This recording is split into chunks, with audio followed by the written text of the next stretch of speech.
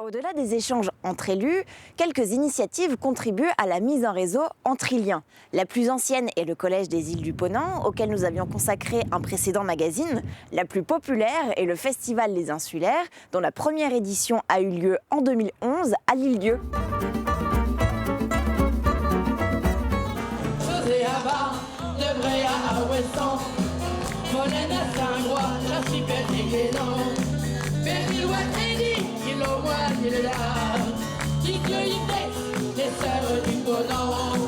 Tous les ancêtres, le grand rassemblement, festival insulaire attendu temps et temps. Quel bonheur, mais quel bonheur de vous retrouver tous les ans.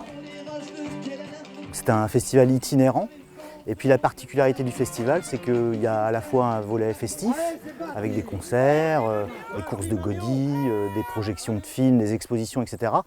Programmation pluridisciplinaire.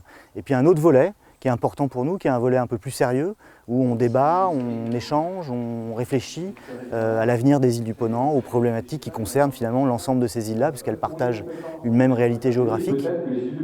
L'objectif pour nous, c'est d'organiser le festival avec les populations de l'île qui l'accueillent. À chaque fois, on a senti justement qu'il y avait cet engouement collectif et que tout le monde participait. Donc ça permet aussi de resserrer les liens entre les habitants eux-mêmes. Ça crée des liens au-delà effectivement de l'île qui accueille. Bon, c'est aussi l'objectif du festival. Et puis on le voit, d'année en année, en fait, il s'est formé des amitiés. On constate qu'en dehors du festival, les gens se voient aussi. Alors le festival, il est financé aujourd'hui à 40% par les subventions, financement public, et puis 60% d'autofinancement. Je pense qu'aujourd'hui, on est quand même bien identifié comme un événement important pour les îles et pour les insulaires. Donc ça, c'est une bonne chose pour nous. Si on arrive à faire le tour, ça serait fantastique. Après, on n'oblige personne.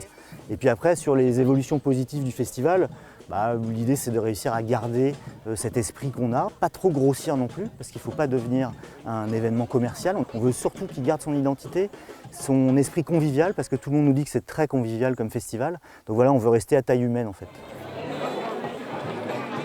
Pour analyser ce que le festival peut apporter aux Iliens, nous avons interrogé Nadège Kersuzan, qui a participé à chaque édition du festival. Alors l'intérêt initial, c'est la curiosité, un petit peu de voir un festival pour les insulaires. C'était quand même quelque chose d'un peu étonnant dans le concept.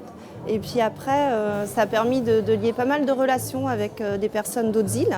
Le fait de prendre contact ici avec des personnes, si on a besoin de s'appeler ou de questionner quelqu'un, on s'est déjà rencontrés un petit peu, de découvrir aussi plein d'endroits qu'on ne connaissait pas. On n'est pas très très loin les uns des autres et on ne se connaît pas forcément.